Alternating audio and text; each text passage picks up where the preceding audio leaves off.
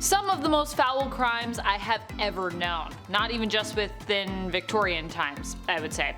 The Victorian age, while veiled in morals of chastity and modesty, promoting all that was prim and proper, was truly an age filled with debauchery and insidious crimes which lurked just beneath that veil.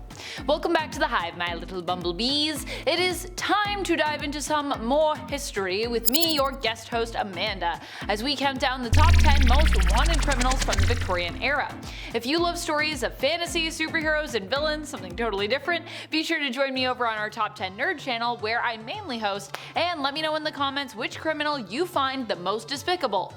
Number 10. Lizzie Borden. Of course, Lizzie Borden is one of the most famous criminals of the American Victorian age. She was never found guilty. Of course, Lizzie Borden is one of the most famous criminals of the Victorian age, but in America. She was never found guilty, but many still believe to this day that she was responsible for the death of both her father, Andrew Borden, and her stepmother, Abby Borden. As folklore rhyme goes, Lizzie Borden took an axe, but if she was the one to have the axe and do the killing, she didn't give anyone 40 whacks necessarily. The most either victim was believed to have been struck was, I believe, at most 17 times. Still though, that's quite a bit. That's definitely overdoing it. Lizzie would end up being acquitted of the murders she stood accused of and would live out her days ostracized by society, but very wealthy thanks to her father's estate, which she and her sister both inherited since he was declared to have died after her stepmother Abby. And friends, before I move on to our next spot on this list, if you love what we do here at Bumblebee, be sure to click that subscribe button so you don't miss out on any more historical videos where we entertain you but also probably teach you something new about history, ideally? Number 9. Florence Maybrick. Florence Maybrick was accused of disposing of her husband James Maybrick with arsenic. However, the evidence which prosecution submitted was considered to be pretty ridiculous. They didn't really have a lot to prove that. Also, the amount of arsenic they found was this much, and the public cried out for her to be released. Despite the fact that she was never convicted, she was still sentenced to life in prison and remained in prison for 14 years without having ever been technically convicted of this crime, if you can believe that. It was much more likely that James Maybrick himself actually administered the arsenic that was found in his body, which was fashionable to take in small amounts as an aphrodisiac and a pick-me-up tonic. Number 8. Constance Kent. The Kent affair is a very dramatic one, to say the least. It has been the subject of much speculation as the years went on, and the accused, which here is Constance Kent.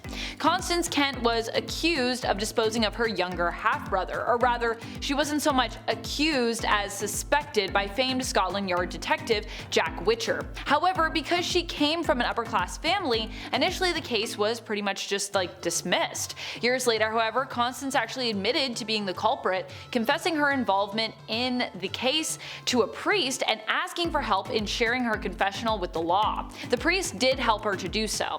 The case has been one of much speculation because people to this day are not fully convinced that Constance actually was the culprit here, and have theorized that she may have been covering up for her father or her brother, who actually were the ones responsible instead. Number 7. Kate Webster. Kate Webster is literally a character out of a horror story. She also became known as the Richmond murderess. She only committed one of these, but it was so brutal that it was enough to give her this name and make her one of the most famous criminals of the day in Great Britain. What did she do? Well, she disposed of her employer. Kate Webster, you see, was no stranger to crime, having been accused and locked up for theft multiple times. However, she did manage to land a legitimate job for a time as Mrs. Thomas's servant.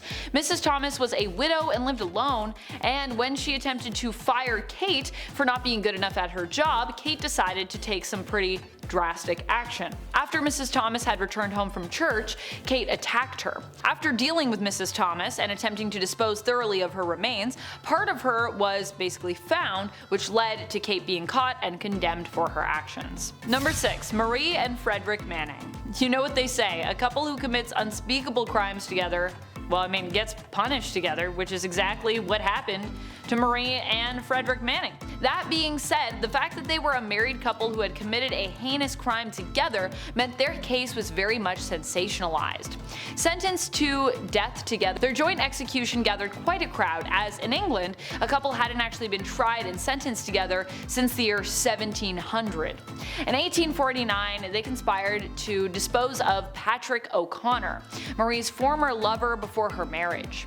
O'Connor was wealthy and made his fortune charging high interest to his customers, so they killed him, took his money, and basically ran.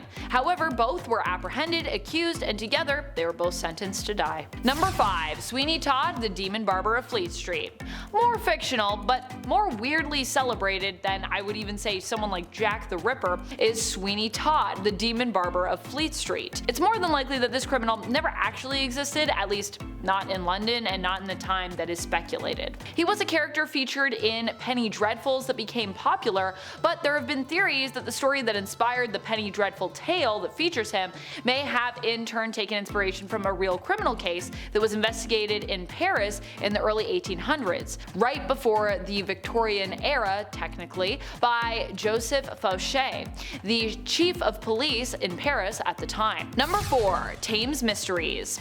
This one is, as of yet, completely unsolved, and likely will remain that way considering how long ago now that it happened and how just little they even knew in this case when it was happening. It was a series of extremely tragic events where all the victims' bodies that were recovered were in kind of the same state, and that state is pretty bad. Many of the victims were unidentifiable, save for Elizabeth Jackson.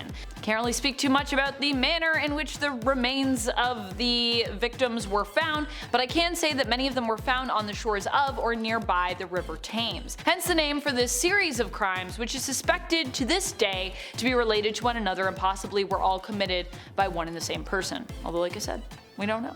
The fact they all turned up so similarly in state makes me think so though.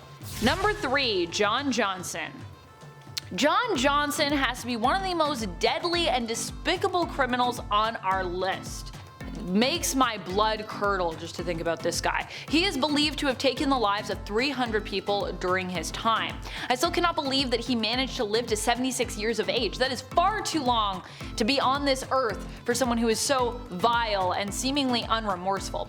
Thankfully today his name has faded with age. If you look up John Johnson, he is not in the top search results or anything like that, but I'm sure there are still many alive who remember through stories passed on of his reign of terror, and if you really look for him, I'm sure you could still find him.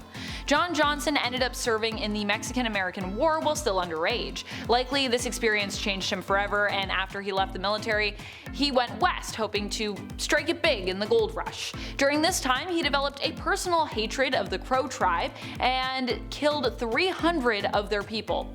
And the way in which he did this and the trophies he took are both just horrifying. His crimes are basically unspeakable. I literally can't speak them because of the platform, but also, if you look it up, you're gonna be like, why did I look this up?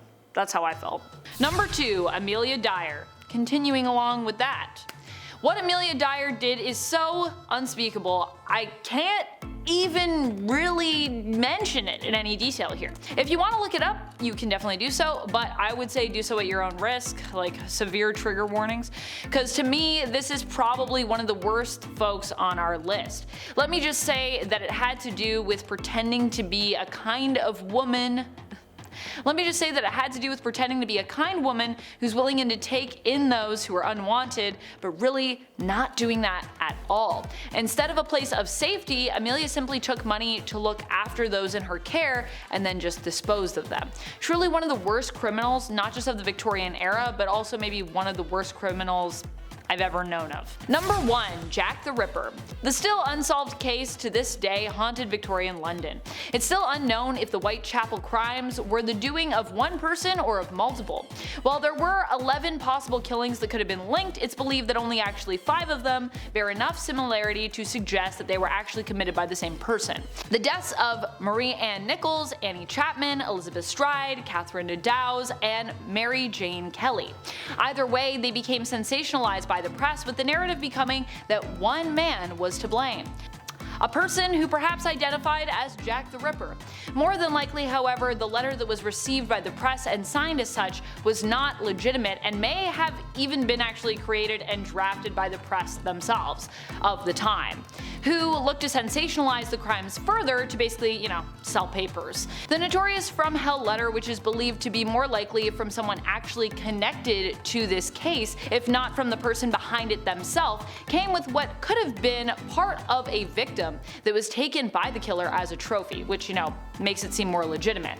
However, it's also possible that someone working as a medical student acquired this and then sent it in as part of a hoax.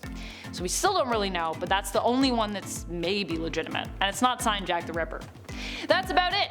I'll see you in the future.